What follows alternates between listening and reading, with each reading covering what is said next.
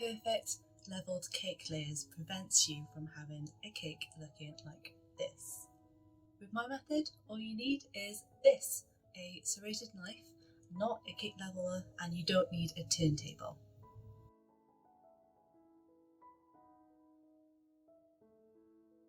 And it's so simple. So all you need to do is, with your serrated knife, just hold it like this. So you just got your forefinger along the top bit there and your thumb on top, like so. And what I'm going to do is just place the knife. So just have a look at where the lowest part of the cake is. So I would say it's maybe right here. So you just want to go to the lowest part. Hold your hand, well, I'm right-handed, so I'm going to hold my right hand steady and still. And just see how I'm using my little finger here. I'm just using that just as just to balance it out. So I'm just going to hold the cake in place and the knife, and using my left hand, I'm just going to rotate the cake, the top of it. I'm not going like this at all. I'm literally holding the knife still.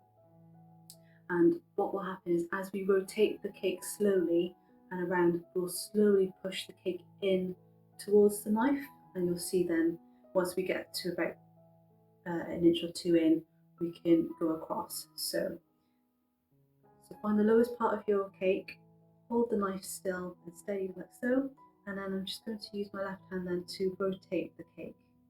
Simple as that. So see how the knife is flat, I'm just rotating it like that, and I'm not pushing the cake into the knife too far in, but as I do my full first rotation, it will go in a bit further. Okay. You see how it's almost halfway through the cake now. So when it gets to about that stage, you've got enough cut on each side then just to gently saw the top off. There we go. That's our cake. It's fairly level, just have a look. Yeah, I'm quite pleased with that. So if you're happy with it, just pop it to the side. And that's all we're going to do with the other ones, so quite quick and easy. Just going to pop this to the side. So I'll show you again on this one. So again, holding the knife still, like so. I'm just going to find the lowest part of the cake. The knife is just going to go a little bit under the lowest part. You don't want it to be on top like that, just a little under, so probably about 2 or 3 millimeters. And so again, just a gentle rotation, keeping the knife still. I'm just going to rotate the cake round.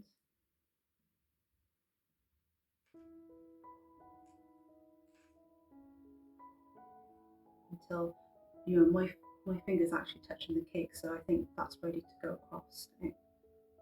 Okay, here we go. Just to check that's nice and flat. Okay, I'm just going to do these two.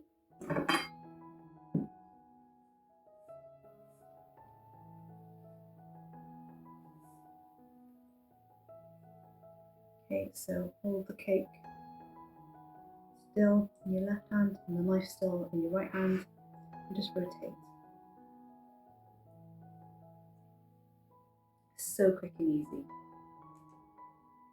And obviously the more you do, the more confident you'll get. That one. And if you do find it's a little bit uneven on the one side, so that one maybe is a little bit a bit higher on this side, so just hold the knife flat against and just do gentle sort of up and down motions just to see if there's any that can be taken off.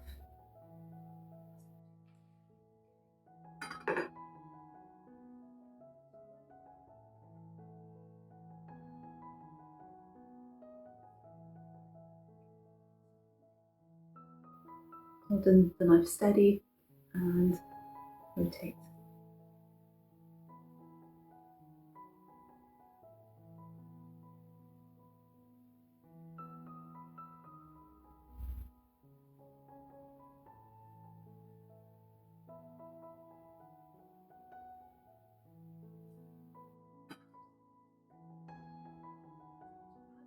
So there we have it.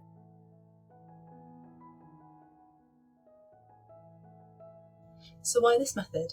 Of course you can buy a cake leveler, which is perfectly fine, but personally I use this method with all of my cakes. It's the first method that I was taught and I use it for every single cake. I have used cake levelers in the past, but I just find they're too flimsy and they just don't cut as well.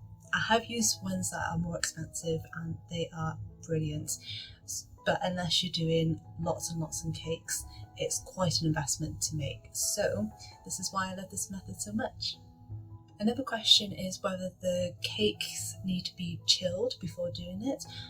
This is trial and error, it's up to you. You can do them once they've cooled down to room temperature. You can wrap them in cling film, stick it in the fridge for about half an hour to an hour so that they're more firm, and then you can do it from there, or you can freeze them and do it frozen. I personally haven't done them frozen, and I'm sure it's fine. I know people who have and do it that way and they prefer that method. So again, it is a bit of trial and error. The way that I do it is, well, basically it depends on how much time I have and whether I'm able to do it straight away.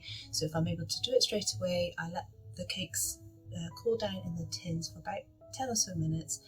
Then I put them on, pop them out of the tins, put it on a cooling rack and let them cool down completely, and then I will trim the cakes.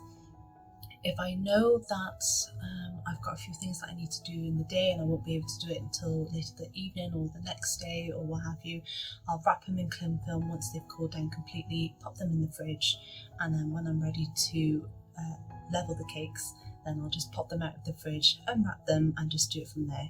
So it all depends on what you prefer.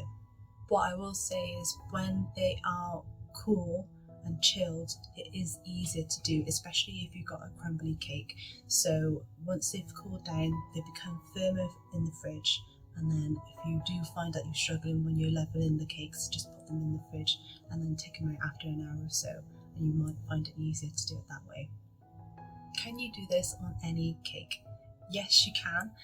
You can do it on square cakes, rectangle cakes, hexagon cakes, whatever shape and whatever size. The bigger that the size of the cake, the trickier it becomes, so it's just a case of practicing.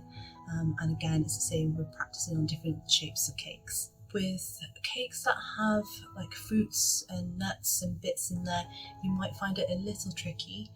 So say for example, my hummingbird cake has pineapple pieces and pecan nuts, and it can be a little tricky leveling the cakes, and the sponge itself is quite moist, so with that I tend to pop it in the fridge just so it firms up a little bit more, and then I can trim them, and you'll find like the odd nut or fruit will come out, but you can just stick it back into the cake.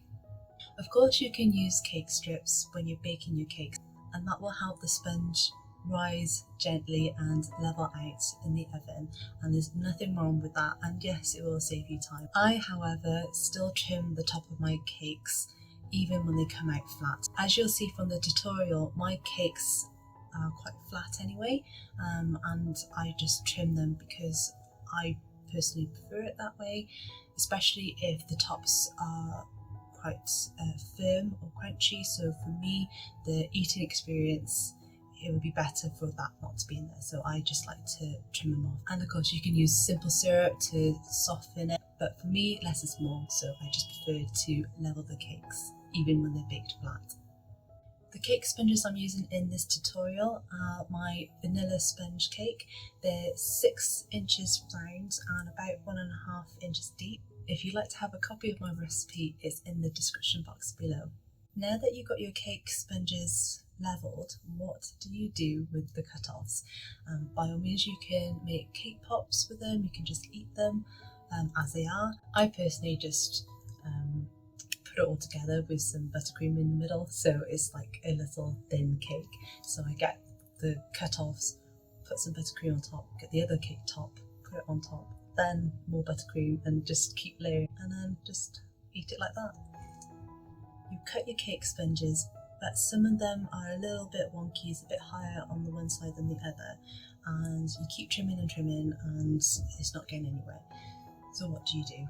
I wouldn't continue cutting, otherwise you're not going to have much cake left. Don't panic, it doesn't have to be millimetre perfect. As long as you've got it fairly straight, that's fine. If you're really unsure whether your cake is levelled or not, you can use one of these, and I use this so many times when I'm layering my cakes. Not so much when I'm doing the levelling bit, but when I'm stacking the cakes, I always make sure that is nice and straight, and find out where the lowest part of your sponge is and take a mental note of that. And then when you're putting your buttercream layer on, just know to put a little bit more on that side. And when you put your other sponge on top of that, use this again just to see whether it's level or not. You can also push down the sponge just to make it even, and then you can do it that way. So just remember, don't panic, it doesn't have to be millimetre perfect. As long as it's not like this, then you're fine. If you want to see how I use one of these when I'm decorating cakes, just let me know in the comments below and I'll do a video tutorial for you. I really hope you enjoyed my tutorial on how to level cakes, and it will help you in the future.